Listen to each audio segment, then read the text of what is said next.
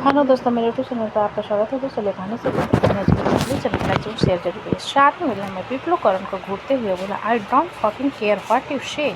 लेकिन इन्होंने मेरी भाभिया को मारने की कोशिश की, लेकिन तुम्हारी भाभिया ने तुम्हें छोड़ दिया। इसलिए अब ज़्यादा अपनी भाभिया के भव्या कर नामों के गुणगान गाना बंद करो, क्योंकि इसी तुम्हारे भाभिया के भाई ने तुम्हारे भाई को मारने की कोशिश की। करण ने विप्लव की बात का जवाब दिया, जिसे सुनकर वहाँ खड़े सभी लोग फिर से हैरान रहे, क्योंकि घर के बड़ों औरतों में से इस बारे में किसी को नहीं पता था। वहीं विप्लव करण की बात पर उसे बुरी तरीके से घूरते हुए बोला, it's none of your business, ये हमारे घर का मामला है। जिसे सुनकर करण नित्या के हाथ को पकड़ कर बोला, लेकिन इसमें मेरी बीवी इन्वॉल्व है ना। कशिश एक हाथ में अपनी बेटी को उठाकर खड़ा हो उन लोगों के बीच में आते हुए, जो भी हुआ बीता हुआ कल था। नित्या हमसे मिलने आए, उसे कोई भी कुछ नहीं किया। इतना कहने के बाद कशिश मुड़कर नित्या की तरफ देख उसकी गोद में अपनी बेटी को देते हुए बोला, पकड़ो, फाइनली तुम बुआ बन गई। नित्या अपनी आंखों में नमी लिए कशिश की तरफ देखते हुए, आई एम सॉरी भाई। कशिश अपना सिर नहीं में हिलाते हुए, कोई बात नहीं, दोबारा ऐसी गलती मत करना। नित्या अपना सिर हिलाते हुए बच्ची को अपने गोद में कसकर पकड़ लेते और उसके गाल पर किस करते हुए कहती है, हेलो प्रिंसेस, मैं आपकी बुआ हूँ। जिसे सुनकर करण उसे देखते हुए बोला, तुम्हें नहीं लगता कि मुझे भी इंट्रोड्यूस करवाना चाहिए। नित्या करण के बाद उनका मुँह बनाते हुए बच्ची को कानून से मिलवाते हुए बोली, और ये आपके फूफा जी है, बड़े दुष्ट हैं। जिसे सुनकर करण घूरकर नित्या की तरफ देखता है तो नित्या उसे इग्नोर कर देती है और मीरा के पास जाकर कहती, भाभी। मीरा नित्या के बात पर नाराजगी से उसकी तरफ देखते हुए, मैं आपकी शादी नहीं मानती। नित्या तिरछी नज़र से करण को देखने के बाद अपना सिर हिलाकर बोली, मुझे कोई एतराज़ नहीं है। करण नित्या के बात सुनकर अपने दांत पीसते हुए बोले, तुम मेरी वाइफ हो लीगली। जिसे सुनकर मीरा सिर घुमाकर करण की तरफ देखते हुए, मुझे नहीं पता कि आप कौन और मुझे जानना भी नहीं है, लेकिन आप नित्या के बिल्कुल लायक नहीं हो। मीरा के बात पर करण कशिश की तरफ देखते हुए, मिस्टर मित्तल, आप अपनी वाइफ को चुप रहने के लिए कहिए। मुझे बेवजह के बकवास करने वाली औरतें बिल्कुल नहीं पसंद। जिसे सुनकर वैशाली करण को घूरते हुए, नित्या हमारी बहन है, जिसे तुम जैसे बकलोल आदमी ने उसकी मर्जी से बिना उठा लिया। वैशाली की आवाज़ सुनकर करण सिर घुमाकर उसकी तरफ देखता है तो एक पल के लिए उसे देखता रह जाता है। वैशाली करण की नज़र को खुद पर महसूस करके दांत पीसते हुए, हमको काहे घूर घूर कर देख रहे हो, कभी लड़की नहीं देखी का। करण वैशाली की बात पर वापस अपने सेंस में आते हुए बोला, उठा लिया था ना, लेकिन अब शादी हो चुकी है और आप लोग मेरी वाइफ को मुझसे दूर नहीं कर सकते। वैशाली करण की बात पर व्यंग भरी मुस्कान के साथ बोली, तुम्हारे कहने से कोई लेना देना नहीं है। जब तक नित्या यहाँ नहीं थी तब तक तुम्हारी मर्जी थी, लेकिन अब नित्या के घर वाले उसके साथ है, वही होगा जो नित्या चाहिए।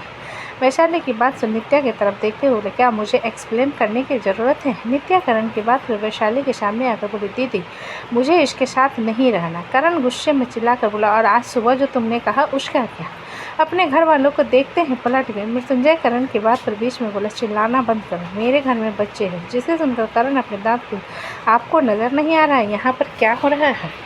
मृत्युंजय अपना सिर हिलाते हुए, मुझे सब कुछ नज़र आ रहा है, लेकिन नित्या इस शादी को नहीं मानती, इसलिए तुम उसे फोर्स नहीं कर सकते। महक जो कि अब तक शांत खड़े उन लोगों को देख रहे थे, आगे आकर करण की तरफ देखते हुए, किसी रिश्ते को बनाए रखने के लिए सबसे ज़रूरी होता है विश्वास, जो कि आपको नित्या के ऊपर नहीं है। करण अपनी मुट्ठी मजबूती से बंद करते हुए महक की तरफ देख कर बोला, एक बात बताइए, जब से आप होश संभालो हो और किसी से शादी करने के सपने देखो, इस बारे में उस शख्स को पता हो, लेकिन फिर भी वो आपको इग्नोर करके किसी और को पाने की कोशिश, तब आप उस पर कैसे विश्वास करोगे कि वो आपको छोड़कर नहीं जाएगा। महक करण की बात सुनकर उसे देखते हुए बोली, इंतजार। करण बीच में महक की बात को काट कर, मुझसे नहीं होता। वैशाली करण की बात सुनकर महक की तरफ देखते हुए बोली, ये लातों का भूत है, बातों से नहीं मानने वाला, और आप जैसे शांत इंसान को इसके जैसे बदतमीज आदमी का मुंह लगाने की ज़रूरत नहीं है। चित्रांग उन लोगों की बात को सुनकर नित्या की तरफ देखकर बोला, क्या तुम सच में करण के साथ नहीं रहना चाहती। नित्या चित्रांग के बाद उसे देखते हुए, आप तो मुझसे बात ही मत करो, आपने इस पागल दोस्त के साथ मिलकर मुझे इतना टॉर्टिव किया और मुझसे जानना चाहते हो कि मैं इसके साथ रहना चाहती हूँ या नहीं। तो सुनिए, मैं बिल्कुल इंटरेस्टेड नहीं हूँ। चित्रांग नित्या के बाद सुनकर एक बंद भरी मुस्कान के साथ उसकी तरफ देखने के बाद करण की तरफ देख उसके कंधे पर हाथ रखते हुए बोला, चले। करण चित्रांग के बाद पर अपना सिर नहीं में हिलाकर बोला, बिल्कुल नहीं, अब सब कुछ बर्बाद हो रहा है तो बर्बाद करके छोड़ूंगी। चित्रांग करण के हाथ को पकड़ते हुए बोला, करण चुप रहो। करण चित्रांग से अपना हाथ छुड़ाकर मृत्युंजय को देखते हुए बोला, बहुत घमंड है ना अपने फैसले पर, अपने भाईचारे पर। तो सुनो, चित्रांग मित्तल नहीं है, वो सारंग है, चित्रांग शिवराज सारंग। शिवराज जो कि वहीं पर खड़ा हुआ था। करण की बात सुनकर गुस्से से बोला, क्या बकवास कर रहे हो तुम? ऐसे बेहुदा इल्जाम मुझ पर मत लगाओ। शिवराज की बात सुनकर करण व्यंग भरी मुस्कान के साथ बोला, सुहाना मित्र याद है या भूल गए? कशिश करण की बात सुनकर सामने आते हुए, ये तुम क्या बकवास कर रहे हो? करण ताली बजाते हुए सब की तरफ देखकर बोला, क्लैप क्लैप क्लैप। जिस खानदान के आदमी फैमिली रेपुटेशन के नाम पर दुहाई देते हैं ना, उनके खुद के कितने नाजायज औलाद हैं उन्हें नहीं पता। मृत्युंजय बुरी तरीके से करण को घूरते हुए बोला, चंद लोगों की गलती के लिए तुम सबको इल्ज़ाम नहीं लगा सकते, और जिसने ये गलती की उसे सजा जरूर मिलेगी। मृत्युंजय की बात पर शिवराज उसकी तरफ देखते हुए बोले, मृत्युंजय शिवराज की बात को बीच में काट कर, आई डोंट केयर।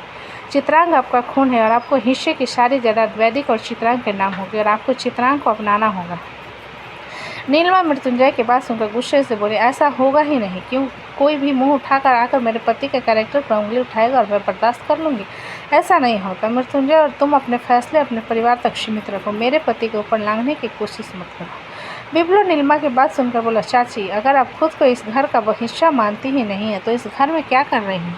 शायद आपको वापस चले जाना चाहिए, और तुम होते कौन हो हमें इस घर से निकालने वाले? जितना हक तुम्हारा इस घर में उतना ही हक हमारा भी, वैदिक का भी, इसलिए तुम्हारा कोई हक नहीं है कि हमें यहाँ से निकालने का। नीलिमा ने विप्लो को घूरते हुए मृत्युंजय उन लोगों को झगड़ता हुआ देख करण की तरफ देखकर बोला, तुमने ये ठीक नहीं किया है। करण एक व्यंग भरी मुस्कान के साथ मृत्युंजय के कान में धीरे से बोला, इसलिए कहता हूँ दूसरे के पछवाड़े में नाक नहीं घुसाना चाहिए, अब भुगतो। मृत्युंजय करण को खुद से दूर कर चित्रांग की तरफ देखते हुए, मुझे पहले से ही पता चल गया था कि तुम शिवराज चाचा जी के बेटे हो, इसलिए जब तुम्हारे दोस्त ने कल ऑफिस में डिमांड किया मैंने मना नहीं किया, और अब तक जो भी तुमने सफ़र किया उसके लिए आई एम सॉरी। करण मृत्युंजय की बात सुनकर हंसते हुए, हाँ हाँ हाँ, सॉरी कहने से क्या सोनी आंटी जिंदा हो जाएगी? क्या जो भी चित्रांग ने चाहा वो सब पूरा हो जाएगा? हर पल जो वो माँ कह कर रोता रहा, क्या उसके आंसू की कीमती चुका दोगे तुम? जब मेरे डैड के साथ मुझे देखकर उदास होता था, उस बाप के प्यार को तुम्हारा एक सॉरी भर देगा? ये कहते हुए करण काफ़ी गुस्से में। उसके बाद करण नित्या के सामने जाकर उसके जबड़े को कस कर पकड़ते, मुझे डाइवोर्स देना चाहती हो ना? दिया, और जो प्यार अब तक मैं तुमसे करता था अब सिर्फ नफरत करता हूँ तुमसे। इतना कहकर करण नित्या को झटक देता है, जिससे कशिश नित्या को जल्दी से संभाल लेता है और करण को नित्या से दूर धक्का देते हुए कहता, मेरी बहन को छूने की कोशिश मत। करण नफरत भरी नज़र से नित्या की तरफ देखते अपनी गन निकालकर शिवराज पर तान देता है। गन देखकर शिवराज की हालत खराब हो जाए। चित्रांग जल्दी से शिवराज के सामने खड़ा होकर करण से बोला, करण शांत हो जाओ। करण चित्रांग की तरफ अपनी लाल आंखें से देखता है, उसकी आंखों के कोने में आंसू भरे हुए। वह गन वहीं पर फेंक कर चित्रांग के गले लगाते हुए रुबासी आवाज में, मुझे यहाँ नहीं रहना यार, प्लीज़ मुझे यहाँ से लिए चल, मेरा दम घुट रहा है यहाँ। जिसे सुनकर चित्रांग मुड़कर नित्या की तरफ देखते हुए, जो कुछ भी तुम्हारे साथ हुआ उसमें मेरी गलती थी, मुझे माफ़ कर दो। आज के बाद करण तुम्हें परेशान नहीं करेगा। कशिश चित्रांग की बात वैसे देखते हुए, क्या तुम सच में मेरी बुआ के बेटे हो? मुझे यकीन नहीं हो रहा, मैं जिन्हें मरा हुआ समझ रहा था उनका एक बेटा है। चित्रांग कशिश की बात सुनकर उसकी तरफ देखते हुए, आई एम सॉरी, जो कुछ भी हमारे कारण परेशानी हुई इसके लिए। राजीव चित्रांग की बात पर तुम्हें माफ़ी मांगने की जरूरत नहीं है, तुम्हारे गुनहगार को सजा जरूर मिलेगा। चित्रांग राजीव की बात पर बोला, पहले मन कर रहा था कि सब कुछ बर्बाद कर दूं, लेकिन उनका एक बेटा है, उसकी ज़िंदगी बर्बाद नहीं करना चाहता, क्योंकि जो मैंने चाहा मैं नहीं चाहता कि उसे भी वो सब सहना पड़े। वैदिक अपने हाथ में गिटार का बैग पकड़ नीचे आते हुए, क्या हो रहा है यहाँ पर? वैदिक की आवाज़ सुनकर सब लोग उसकी तरफ देखने लगते हैं। विप्लव वैदिक की तरफ देखते हुए, तुम्हें स्कूल जाना है ना, जाओ, कुछ मेहमान आए हुए हैं। वैदिक विप्लव की बात पर छोटा सा मुँह बनाकर, अरे आप मुझे छोड़ने नहीं जाओगे क्या? आज मैं थोड़ा सा बिजी हूँ, इसलिए ड्राइवर के साथ चले जाओ, विप्लव ने जवाब दिया। जिसे सुनकर वैदिक अपना सिर हिलाते हुए चित्रांग की तरफ देखता है, और उसकी नज़र चित्रांग की आंखों के नीचे बने तिल पर जाती है, जिसे देखकर वैदिक चित्रांग के सामने खड़ा होकर अपनी आंखों के नीचे बने तिल की तरफ इशारा करते हुए, मेरे पास भी है, देखो। चित्रांग वैदिक को देखकर हल्का सा मुस्कुरा उसके सिर को सहला कर बोला, अच्छा से पढ़ाई पर फोकस करो। नीलिमा आगे बढ़कर वैदिक को अपनी तरफ खींच चित्रांग को घूरते हुए, मेरे बेटे से दूर रहो। चित्रांग नीलिमा की तरफ बिना किसी भाव के देखने के बाद करण की तरफ देखते हुए बोला, चले। करण धीरे से अपना सिर हिला देता है तो चित्रांग उसे वहाँ से ले जाने लगता है, जिस पर मृत्युंजय कहता है, चित्रांग यहाँ से कहीं नहीं जाएगा। मृत्युंजय की बात पर दोनों के कदम रुक जाते हैं। करण पलट कर मृत्युंजय की तरफ देख, प्लीज़ मेरे शब्द का इम्तिहान मत लो। मृत्युंजय करण की बात पर अपनी गर्दन नहीं में हिला कर बोला, चित्रांग शारंग खद्दान का बेटा है ना, तो उसे यहीं रहने दो, तुम कुछ नहीं लगते, तुम जा सकते हो। महक मृत्युंजय की बात सुनकर बोले, आप ये क्या कह रहे हो, हमारा फैमिली मैटर है। महक, तुम चुप रहो, और ये तब की बात है जब तुम यहाँ नहीं आई थी, इसलिए तुम्हारा बीच में बोलने का हक नहीं है, मृत्युंजय ने कहा। जिसे सुनकर महक थोड़ी गुस्से से बोली, रिश्ते आपके लिए मजाक होते हैं मृत्युंजय, मेरे लिए नहीं। मृत्युंजय महक की बात पर पलट कर उसकी तरफ देखते हुए बोले, नित्या उसके साथ नहीं रहना चाहती, इसलिए हमारा कोई हक नहीं है उसे फोर्स करने का। मृत्युंजय की बात पर महक मीरा की तरफ इशारा करते हुए, मीरा भी तो कशिश भाई के साथ नहीं रहना चाहती थी, आपने मीरा को ज़बरदस्ती कशिश भाई के साथ क्यों रखा? क्योंकि आपके बचपन के दोस्त थे, इसलिए आप बहुत खुदगर्ज हो। मृत्युंजय महक की बात सुनकर अपने दांत पीसते बोले, मैं कह रहा हूँ ना तुमसे, तुम चुप रहो। महक अपना सर नहीं में हिलाकर बोले, आप जब गलत रहोगे तो मैं बोलूँगी, तो मेरे सवाल का जवाब दीजिए, आप भेदभाव क्यों कर रहे हैं? वैशाली महक की बात सुनकर बोली, लेकिन दीदी नित्या उसके साथ नहीं रहना चाहती। महक करण की तरफ देखती है जो कि बिल्कुल हताश लग रहा था, जिसे देखते हुए महक नित्या की तरफ देख कर बोली, तुम करण भाई के साथ क्यों नहीं रहना चाहते? नित्या महक के सवाल को सुनकर एक पल के लिए सकपका जाती है, फिर अपने बाल को पीछे करती है जिस पर उसके माथे पर छोटा सा कट का निशान था, जिसे नित्या महक को दिखाते हुए कहती है, ये मेरे साथ मारपीट करता है, मुझे मेंटली हैरेस करता है, छोटी छोटी बातों पर गुस्सा करता है, और कल रात इसने मेरा मंगलसूत्र उठकर फेंक दिया था, जिससे निशान मेरे गले पर है, और अपनी अंगूठी भी मुझे निकाल कर वापस करती है, जिसे मैंने पकड़ कर रखा है, और मेरे मांग से सिंदूर में पोंछ दिया था, इसलिए मैं इसके साथ नहीं रहना चाहती। नित्या की पूरी बात सुनने के बाद महक करण की तरफ देखते हुए बोले, आप एक लड़की को टॉर्चर करते हो, आपको पता है इसके लिए आपको जेल जाना पड़ सकता है। करण महक की बात पर हल्का सा मुस्कुराते हुए, मुझे कोई गम नहीं, अगर मैं इसे लेकर नहीं जाता तो आज ध्रुवी सारंग या तो किसी मेंटल हॉस्पिटल में होती या फिर इस दुनिया को छोड़कर ऊपर जा चुकी होती। करण की बात सुनकर सुधांशु हैरानी तो उसकी तरफ देखते हुए बोला, तुम कहना क्या चाहते हो? सुधांशु की बात पर करण उसकी तरफ देखते हुए बोला, तुम उसकी जिद हो, प्यार नहीं। अगर प्यार होते तो तुम्हें जान देती, जिद हो इसलिए तुम्हें किसी भी कीमत में पाना चाहती है। नित्या सुधांशु के बदलते एक्सप्रेशन को देखकर करण पर गुस्सा करते हुए बोली, करण तुम इस तरीके से मेरी इंसल्ट नहीं कर सकते, तुम बेवजह मुझे मेंटली। चित्रांग बीच में नित्या के बात को काट कर बोला, तुम्हारा करण से कोई लेना देना नहीं, इसलिए तुम कुछ नहीं कर सकते। नित्या चित्रांग के बात पर अपने दांत पीसते हुए बोली, तुम्हें क्या लगता है, तुम कहोगे कि तुम हमारे बुआ के बेटे और हम मान लेंगे?